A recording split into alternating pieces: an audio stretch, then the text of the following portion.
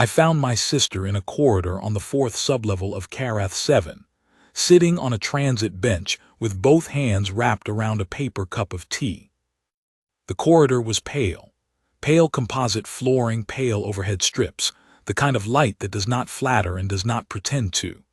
There were transit lockers on one wall and a row of intake windows on the other, and at this hour, 4 in the morning by station reckoning, most of the windows were dark. The one at the far end was not. A lamp burned there, a small thing, clearly personal property, its cone of warm yellow entirely out of place against the pale strip white of everything else. She sat beneath it. Orethseni Vel, queen of the Velrine second succession, holder of the on-tail compact line, the woman I had believed dead for 19 days. She sat beneath a stranger's desk lamp and drank her tea and looked up at me with gray-silver eyes that had seen something I had not, and for a long time neither of us said anything, because there was nothing adequate to say and we both knew it.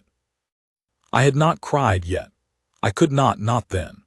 I sat beside her on the bench and she leaned against me and I felt her breathe, which was the thing I had needed to feel for 19 days, and that was where we stayed for a while. Later, I would understand what had happened.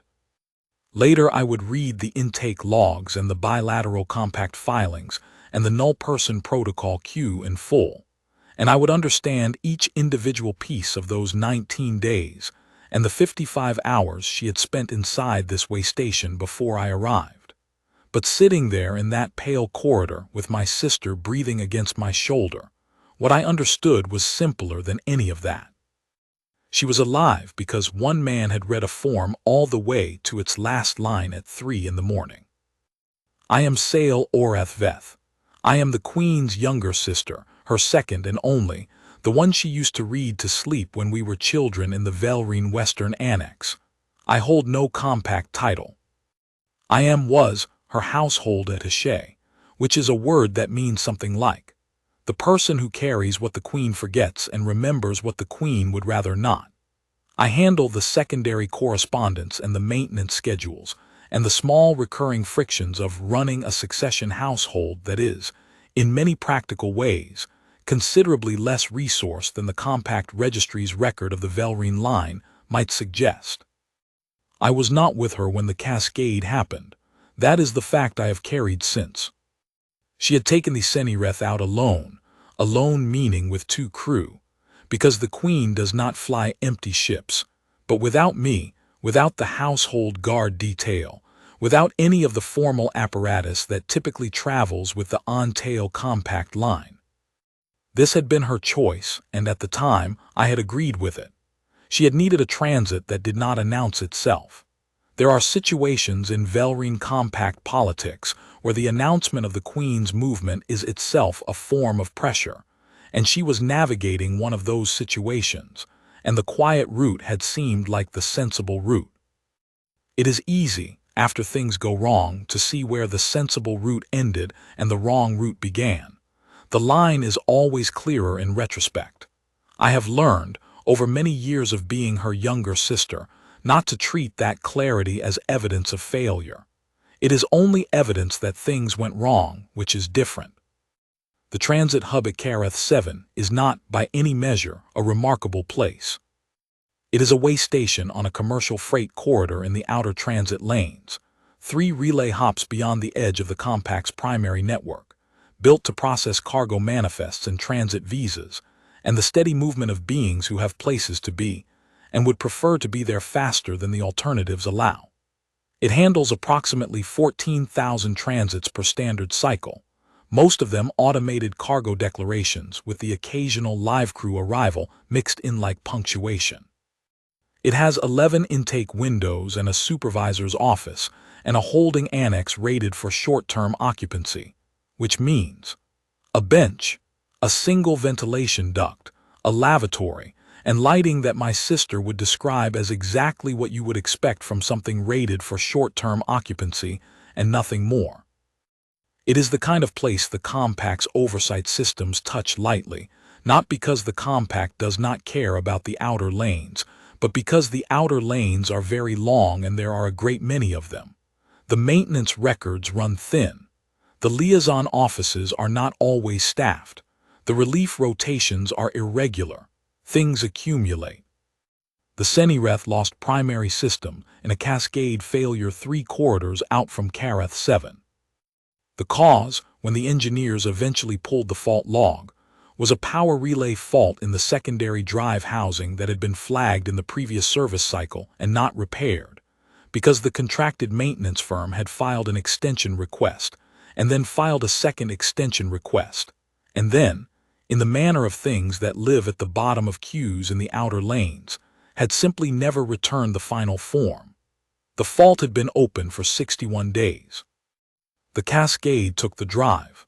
It took the communications array and the navigation log. It took the environmental management system, though that recovered in pieces over the following 12 hours, as environmental systems are designed to do because their failure has more immediate consequences than the others. It took the personal chip registry module. This was not, in the first moments of the crisis, understood to be the critical failure. The drive was the critical failure, and the communications array was nearly as bad, and the environmental system was the one that could kill them fastest. The chip registry module was a small box in the secondary instrumentation panel. It was designed to hold a backup of the ship's registered users' biometric compact identifiers, and it held them, as designed, until the cascade reached it. It took 11 seconds, according to the fault log, to destroy the module completely, not corrupted, not degraded, gone. My sister managed the emergency thrusters herself. She brought the Senireth into Kareth 7 capture range in 4 hours and 47 minutes, a piece of piloting that the way station's tractor operator would later describe to me as competent, which I understood to be the outer lane's equivalent of remarkable. The tractor system brought the ship the rest of the way in. She disembarked through the standard transit corridor, carrying nothing except the emergency kit from beneath the pilot's seat and the clothes she was wearing, and presented herself at intake window 6. There is a process for this. A distress arrival form, a temporary transit authorization, a chip read to establish identity and compact affiliation, and then a routing decision based on whatever the chip returns. The process exists precisely because ships sometimes arrive in distress. It handles equipment failures, medical emergencies, fuel exhaustion, navigation errors, and the various other catastrophes that the outer lanes produce with a regularity that would be alarming if you thought about it too long. It is not a complicated process, and it functions adequately in most cases, because most cases involve damaged chips that return degraded signals that can be partially read, or chips that failed after the transit and still hold the departure registry. A chip module that is completely absent returns a null. The window duty officer, a young Velthari woman named Sailmares, not related to me, the name is common enough in the compact registration lists, ran the read 3 times. Standard procedure for a first null. The third read returned the same result as the first and second. The system logged what it always logs when a chip read returns null from a live arrival entity, non-person hold, pending null person protocol review. The system's terminology, not the window officer's choice of words. The system is precise, and it does not apologize for its precision. Sailmares followed procedure. She was, by all accounts, careful and correct in every step she took. She issued the holding order, logged the arrival as unidentified entity transit arrival 44 of that cycle, noted the distress circumstances in the secondary field, and directed my sister to the holding annex on sublevel 4. She notified the intake supervisor, Dale Maroth, who reviewed the flag at 7:15 p.m. and confirmed the protocol should run standard. The 72-hour clock started. My sister went to the holding annex. She sat on the bench. She listened to the ventilation duct breathe. She had told Sailmares who she was. This matters, and I want to be precise about it. She had given her name, her compact line, the Velrine succession registry number she had memorized at the age of 7, and has never needed to think consciously about since, because it is simply part of what she is. The way her height is part of what she is and the gray of her eyes. She had given the ship's registration name and the compact identifier that appears on every document the Senireth has ever filed. She had been, according to Sailmars's interview with the liaison, entirely calm. She had not shouted, she had not demanded. She had stated who she was with the steady, matter-of-fact clarity of a person who is accustomed to being believed, and she had watched the window officer's expression process what the system was returning, and she had understood what was happening before the holding order was issued. None of it could be entered into the system without a chip confirmation. The null person protocol specifies this explicitly. The system does not accept verbal identity declarations from null chip arrivals, because verbal declarations cannot be independently verified by the system's matching architecture. And the compact wrote this rule because there had been cases, real cases, in the outer lanes over the years, where entities had made fraudulent declarations and used distress arrivals as cover. The rule was designed for a legitimate purpose. It simply does not have an exception for queens. I want to be careful about how I describe what followed over the next 53 hours, because I am reconstructing it from the logs and from what my sister told me in pieces over the 2 days after I arrived, and because I was not there. Intake Supervisor Dale Maroth reviewed the hold at the standard intervals. The logs show this. He is not, from the logs or from the account of anyone I spoke to, a cruel man. He is efficient, and the outer laneway station supervisor's job rewards efficiency above most other qualities because the alternative is chaos, and chaos in a transit hub means ships backing up in the capture queue and manifests going unprocessed, and the freight corridor grinding in ways that cost everyone downstream something. He saw an unverified null arrival in a holding annex. He processed it as such. The protocol existed for a reason, and he was running it correctly, and there was nothing in the file, from his vantage point, that required any action other than the protocol proceeding on schedule. He did not speak to my sister except through the standard hold documentation, which is to say, through the intercom when she activated it, and in the formal language of holding notices. He did not at any point enter the annex and ask her anything directly. He did not put a lamp on the floor outside the door. The 72-hour clock ran. On the first evening, my sister asked through the annex intercom whether there had been any contact with a Velrine compact liaison. She was told the notification was in the system. She asked what system and was told the standard routing. She said thank you because she is her mother's daughter, and she sat back down on the bench. On the second day she asked if she could have something to eat. The protocol does not specify food provision for null hold entities, but Dale Maroth authorized a standard transit food packet from the break room supplies, and she received this through the annex pass slot. She ate it carefully, because she had not eaten since the cascade, and she set the packaging on the floor beside the bench and she waited. She told me later that she thought very hard about the ventilation duct during those hours, about its rhythm, about whether it was cycling on a fixed interval or whether the interval varied. She found that it varied, which she had not expected. She thought about why it varied. It kept her, she said, from thinking about the clock. There was a Velrine compact liaison, theoretically. There is one assigned to this transit sector. But the outer corridor transit lanes do not always have their liaison offices staffed at full rotation. The compact's liaison network is extensive, and the budget for the outer corridors is not. And Kareth, 7 nearest Velrine compact contact, was 6 transit hours away.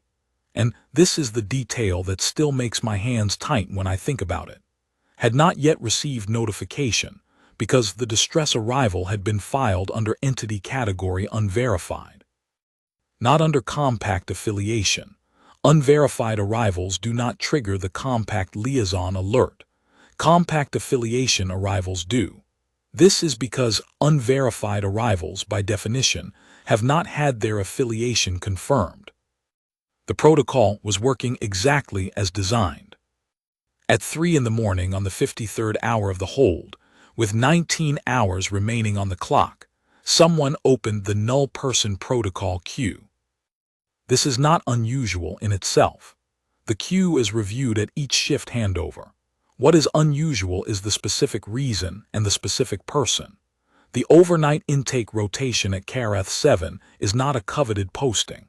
It is quiet and long, and the lights are pale and the coffee is bad, and nothing much happens except the routine processing of automated freight manifests and the occasional minor live arrival complication. The officer working it handles what comes in, and when the active queue is clear, generally does what overnight officers everywhere do, which is manage the gap between the last task and the next one as best they can. The officer working the overnight on the 53rd hour of my sister's hold was named Brennan Toll. He had cleared his active queue at 2:50 a.m. The logs show this. He then did something that the logs also show but that the other overnight officers I asked about had apparently not made a practice of. He went to the backlog queue and began working through it. Not because anyone required him to. Not because the protocol review was his assigned responsibility on that shift. Because the queue was there, and he had time, and in his 11 years at Karath 7, he had apparently made a habit of not leaving anything in the backlog that he could reach. He is 47 years old. Gray at the temples, with the temples themselves carrying a particular kind of patience. The built-up kind, not the natural kind. His jaw has been weathered by something that I eventually learned was 15 years of outer corridor field work before the transit authority, work that took him into the kind of weather and the kind of circumstances that leave marks on a person if the person is paying attention, which he appears to always have been. He has hands that belong more plausibly to someone who works with them in the physical sense than to someone who processes intake forms, but the hands process the forms with the same care. He has been at Karath 7 for 11 years. Before that he was something else, somewhere else in the outer corridors, and the records I was able to access do not specify what, and I did not ask him directly. He pulled the null person protocol queue at 3:17 a.m. by the station's own log timestamp. The queue contained 14 entries.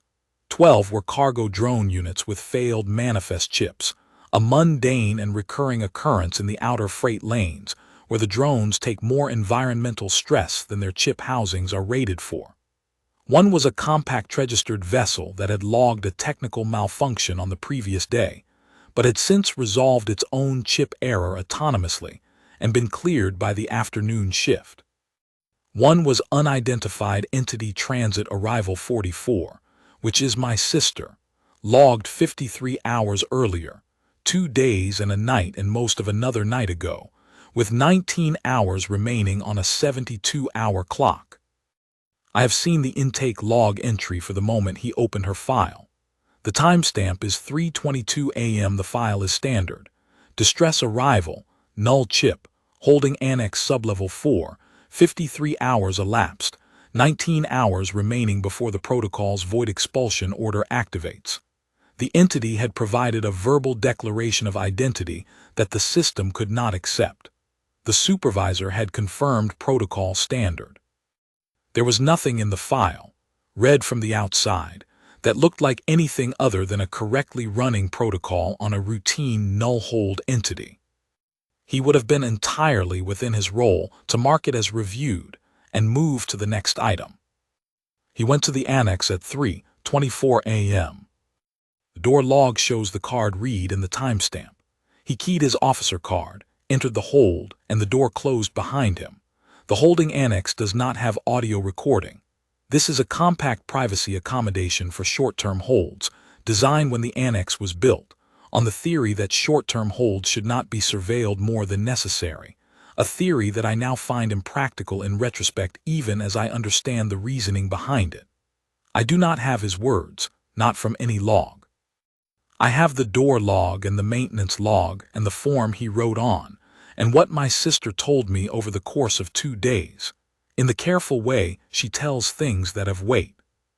She said, He knocked before he opened the interior door, not knocked loudly, not the knock of someone announcing a formal review, a knock like, "I am coming in and I am telling you so because it is your door." She had not expected this. She had expected the intercom voice or the pass slot. She said the knock itself was the first unusual thing. She said he came in without any of the protocol language she had been given through the intercom over the previous 53 hours. He did not have a form in his hand. He pulled the corner chair. There is a plain chair in the holding annex, positioned for officer use during compliance interviews, and he sat down across from her at the level of the bench, which put his eyes roughly level with hers, and he looked at her with the expression of someone who is actually trying to see what they are looking at rather than log what they are required to observe. He said, "How are you doing in here?" Not, "I am here to conduct a status review." Not, "I have questions about the protocol file." Just that. "How are you doing in here?" 5 words plain, the kind a person says when they want an honest answer. She said she told him, "Not well." He said, "Tell me what happened to the ship." She told him.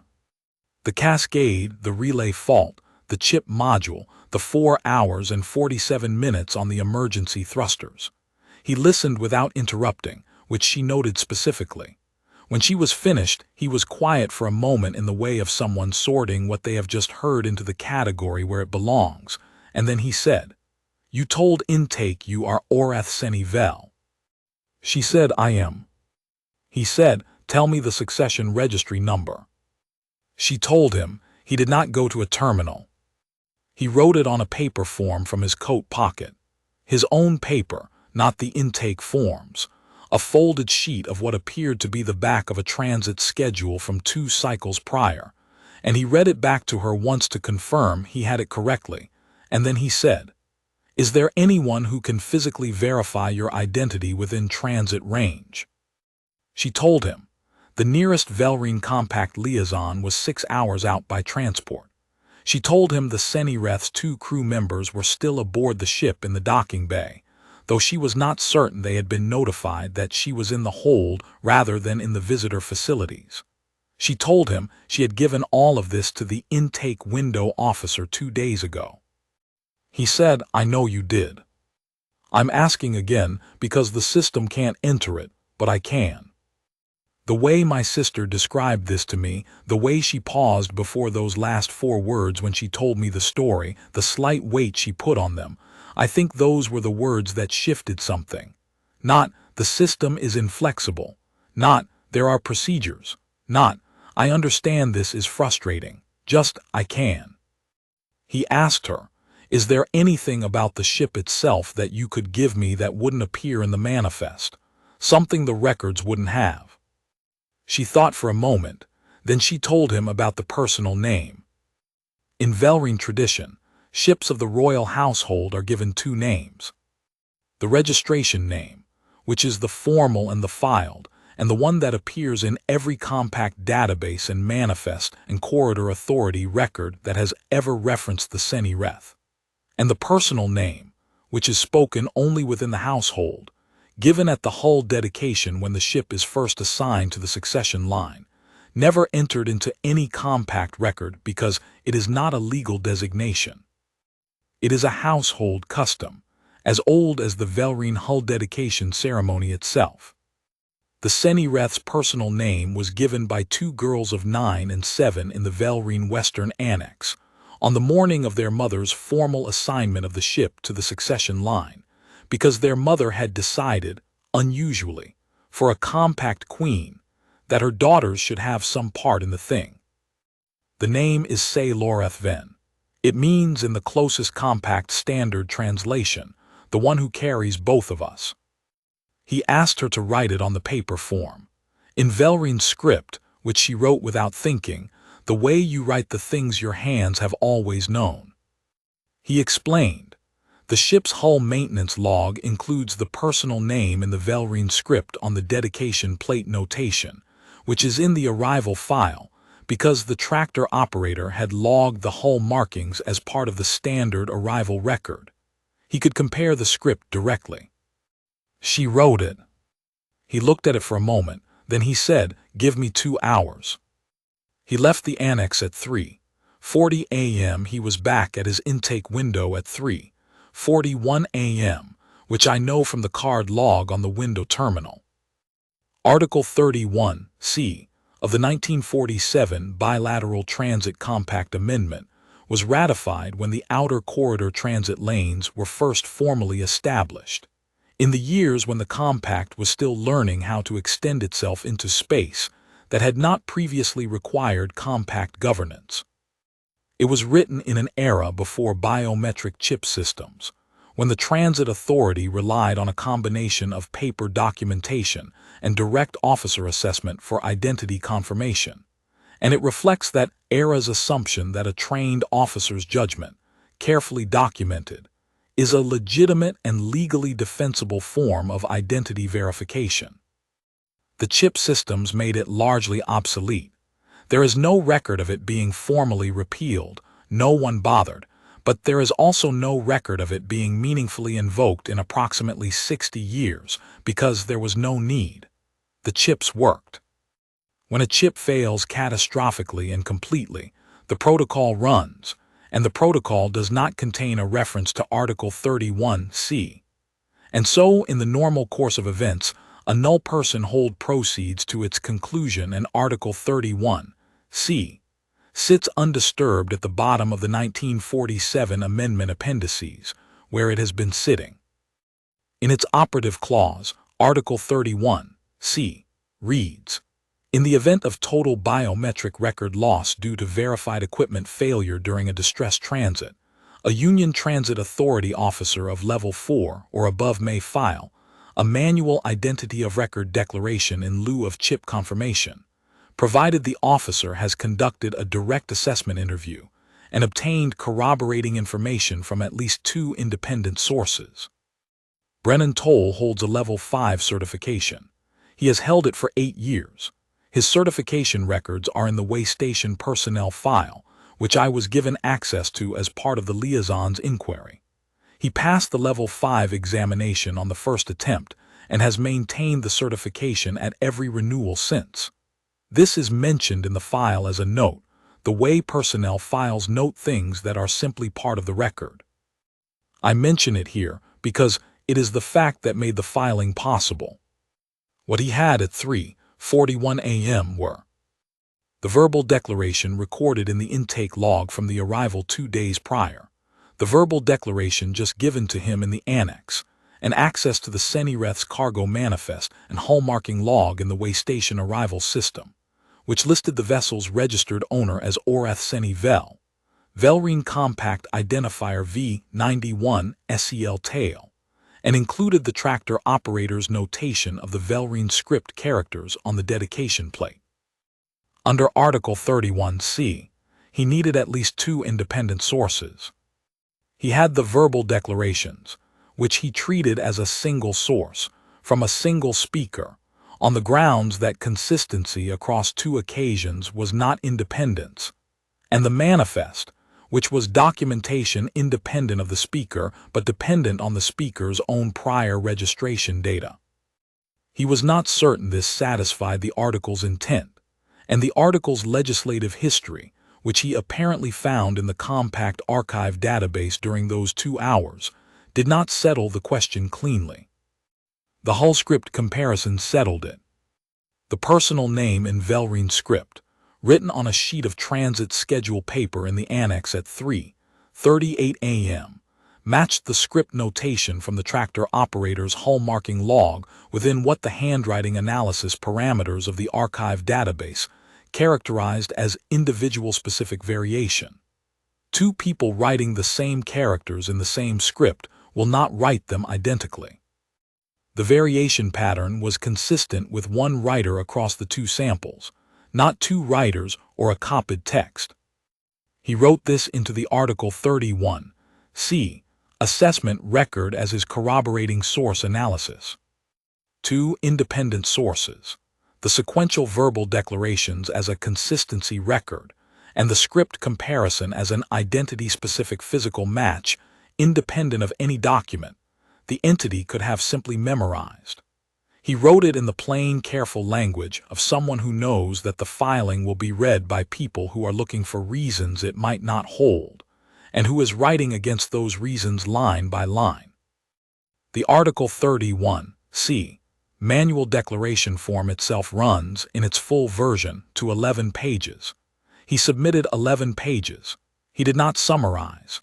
He did not use the abbreviated format that the archive database indicated was acceptable for low-risk holds.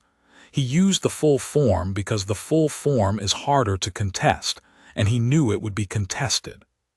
He submitted the Article 31(c) filing at 5:48 a.m. It entered the system at 5:49 a.m. The non-person hold was reclassified to identity verification pending at 5:49 a.m. and 17 seconds, which is how long the system took to process the filing flag against the protocol parameters. The 72-hour clock stopped at 5:49 a.m. and 17 seconds. The void expulsion order was suspended pending the verification outcome. My sister says the annex intercom crackled at 5:52 a.m., which was enough time for the system's notification routing to process and the on-duty comms panel to produce the automated alert, and a voice said, "Orcs seni vel, your hold status has been updated." She says she sat very still for a moment after that. She had been preparing, in the way that you prepare when the alternative is not being prepared, for the other kind of message. The clock had been at 19 hours and she had been counting. She says, the first thing she understood was that someone had used her name, not Entity 44, not unverified arrival, her name. Orcs seni vel, spoken through a way station intercom at 5 in the morning, in the voice of an automated system that had found her name in a newly filed record and read it back. She says she understood it was automated. She understood it was the system reading a field. She cried anyway, a little into her hands, in the annex with the ventilation duct breathing above her, because she had been in there for 55 hours and someone had put her name in a record, and the system had said it out loud, and that was the first time. The Velring Compact Liaison arrived at Kareth 7 at 8:30 a.m. He had received the filing notification at 6:05 a.m. and departed his office at 6:22 a.m. in the fastest transport available to him, because an Article 31(c) manual filing on a Velring Compact Queen in a null person hold on an outer laneway station is, by any accounting, a situation that warrants departure at 6:22 a.m. He confirmed the identity in full. He was thorough and professional and visibly shaken beneath the professional surface, which is understandable, because he had not known my sister was in the outer lanes at all, and had been trying to locate her, along with the rest of the household, for 19 days. He provided the compact's biometric confirmation from the central registry, which completed the Article 31(c) verification chain, and elevated the manual declaration to permanent record status. He arranged for my sister's compact identifier to be re-entered to the waystation system by manual notation, flagged for full chip replacement at the next registered Velring medical station. He vacated the void expulsion order. He closed the non-person hold. Dale Maroth reviewed the filing when his shift began at 7:00 a.m. The logs show he read it in full, all 11 pages, which took 19 minutes. He did not contest it. He co-signed the liaison confirmation when it arrived and added the supervisor authorization to the Article 31(c) record, which strengthened the filing beyond what the Level 5 override alone had provided. He did not speak to Brennan Toll about any of it before the liaison arrived, and he did not speak to him about it after, at least not in any record I was given access to. Brennan Toll appeared not to require him to. My sister was moved from the holding annex to the open visitor corridor at 6:10 a.m. after the filing's hold reclassification was confirmed. She was given a transit voucher and access to the way station's visitor facilities, and she was told the liaison was en route, and she would need to wait for the verification to complete before any further routing could occur. She walked out to the fourth sublevel corridor. She sat on the transit bench. The ceiling strips were flickering. They had been flickering for a full cycle by then, and the repair order was in a queue somewhere, and Brennan Toll had apparently noticed this when he came through at some point during the early morning and had brought his desk lamp from the intake window and set it on the floor beside the bench. Not plugged in at the window, moved entirely. The intake window at the far end of the corridor was running on its built-in terminal light, which is dimmer and colder, so that the lamp could be on the floor beside the bench where the flickering was. My sister told me she had not asked him to do this. He had not asked whether she wanted it.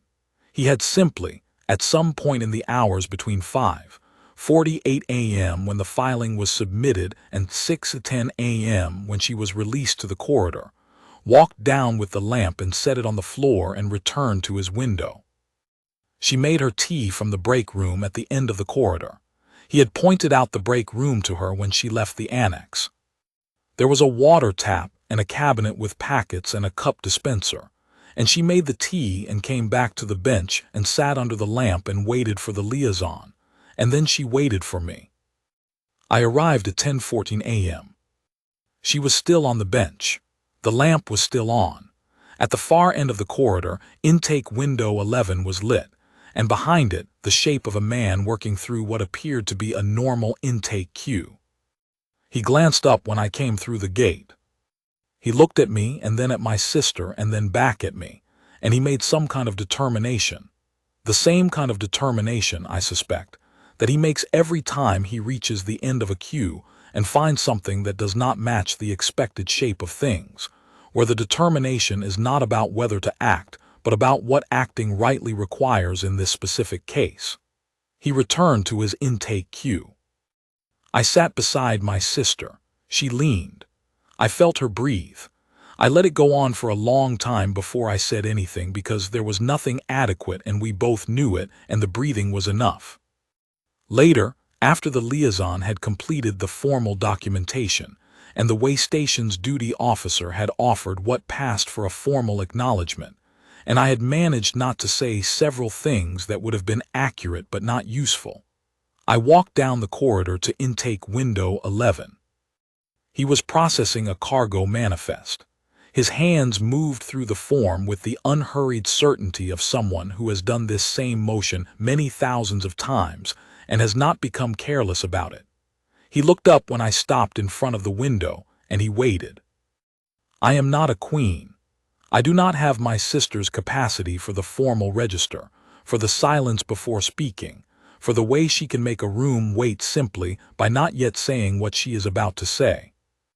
I am the one who carries things and remembers them, and says what needs to be said directly, because directness is almost always more useful than the alternative. I said, "You stayed through the night." He said, "I work nights." I said, "You could have left the filing for the day shift." He looked at me for a moment, with the expression of a man reviewing a form and finding it contains a question he has considered before. He said, "The clock had 19 hours. Day shift starts at 7. The liaison was going to take until 8:30 minimum to get here. 19 hours wasn't enough margin." I said, "Most people would have counted it as enough margin." He thought about this for a moment, in the unhurried way of someone thinking about a thing they have already thought about thoroughly and are simply revisiting. He said, "Most people haven't read to the end of the queue at 3 in the morning." I did not have an answer to that. I am not certain there is one. I said, "She would like to speak to you if you're willing." He looked past me, down the corridor to where my sister was standing now. The liaison's departure had brought her off the bench. She had straightened to her full height.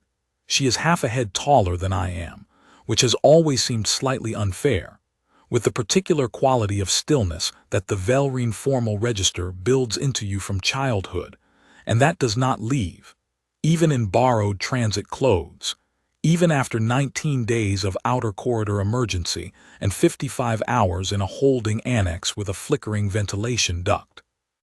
She stood in the pale corridor light and the overflow of the desk lamp, and she looked exactly like what she was, the way she always looks exactly like what she is, regardless of circumstance. He watched her for a moment. Something moved in his expression, not calculation exactly, more like recognition of a weight that was about to arrive and a settling to receive it. He said, "Yeah, all right." He closed out his intake window and came around the edge of the counter. He walked the length of the corridor without hurry, without the slight forward lean of someone who is performing an approach, without ceremony of any kind. He stopped a few feet from her and he waited, which is the right thing to do when you are about to receive something, and you are not certain what shape it will take. My sister has a way of speaking in the formal register that I can only describe as structural. It does not circle. It does not approach from the side. It lands where it intends to land and it stays there. She said, "Brennan Toll." He said, "Yes."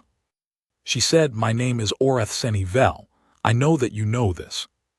I am saying it because in 55 hours no one said it, and I would like to say it to the person who put it back in the record." He was quiet for a moment. Something moved through his expression, not sentiment exactly, or not only that. The look of a man who has read something all the way through and arrived at the last line and found it was the right document. The lines around his eyes deepened briefly and then settled back.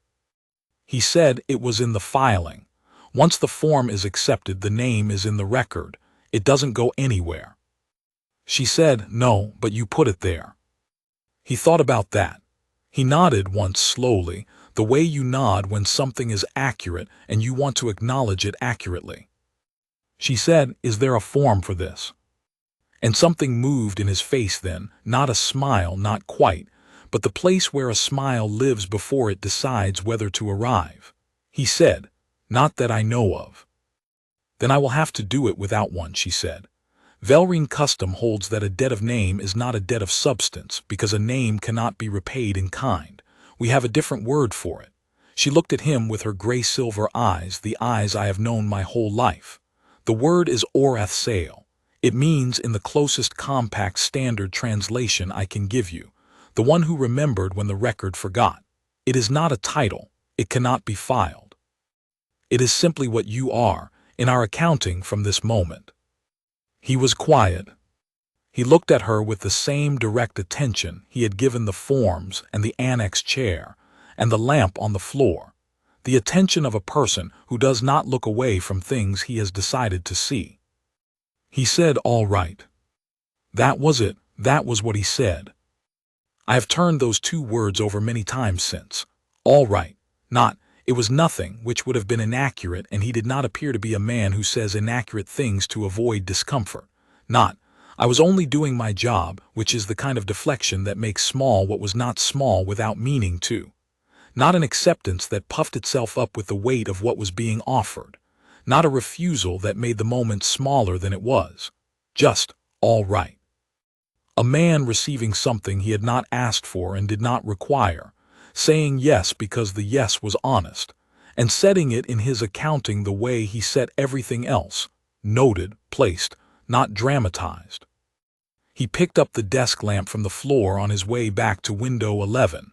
It is, as I mentioned, a personal lamp.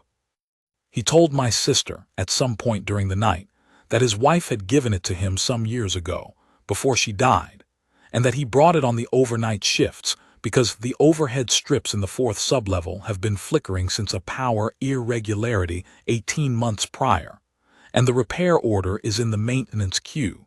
And in the meantime, he has found that it is easier on the eyes to work under something warm. He carried it back to the window. He sat down. He reopened his intake terminal and returned to his queue. We left Karath 7 on the chartered transport at noon. The formal documentation was complete. The Senireth had been declared salvageable pending the relay replacement, which the Outer Lane Maintenance Authority would schedule at some point in the next standard quarter, probably.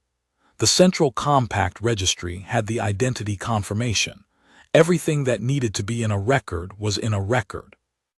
At the gate, my sister stopped. I thought for a moment she had left something. This is not unusual. I am, after all, the one who carries what she forgets. But she was not looking for something she had left. She was looking back down the transit corridor, toward the intake windows. Window 11 was lit. The desk lamp was on. Behind it, the shape of a man working through a queue, not looking up, attending to what was in front of him. She watched for a moment, then she turned and walked through the gate. In the transport, she did not speak for a long time. I did not press her. She releases what she carries in her own time and her own order, and I have learned over many years to wait for that rather than trying to anticipate it. After a while she said, "He asked me how I was." I said when he came to the annex, before anything else. He came in and sat down, and he had not introduced himself and had not told me why he was there, and the first thing he said was, "How are you doing in here?" She was quiet for a moment. Not, "I am here to review your hold." Not, "I need to verify some information," just that. 5 words. I said, "Yes." She said no one else asked. It was not a complaint. It was simply accurate. 53 hours in the annex. The forms were correct. The procedure was followed. The protocol was running standard. No one came in and sat down and asked. I thought about this for a while. She said, "He brought the lamp down without being asked. I did not request it. He noticed the ceiling strips and he brought the lamp from the window and set it on the floor beside the bench and went back to work. He did not tell me he had done it. The lamp was just there when I came out of the annex." I said, "I know."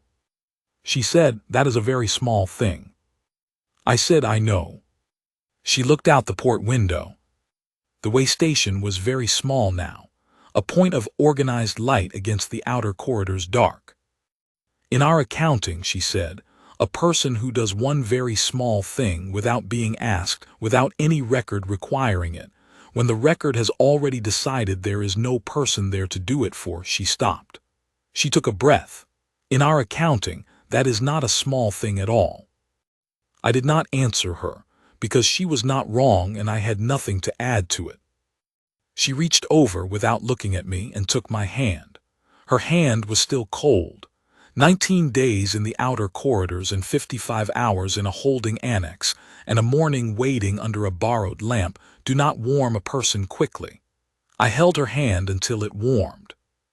I have told this story several times since, to the compact liaison and to the household council and to the Velrine succession registrar, because each of them needed some version of it for their own records. Each time the part they focus on is the Article 31, C, filing, the legal mechanism, the 60-year-old clause, the 11-page form, the Level 5 certification, the corroboration chain. These are the parts that matter for records. I understand this. Records need what they need. But I want to set down, once, the parts that are not in the record because they are also what happened. A man working the overnight rotation in a pale corridor on a freightway station in the outer lanes reached the end of his active queue at 2:50 a.m. and kept going. He pulled the backlog. He found, in a queue entry with 19 hours remaining, a Velrine queen who had been in a holding annex for 53 hours without anyone putting her name in any record. He went to the annex. He knocked before he opened the door.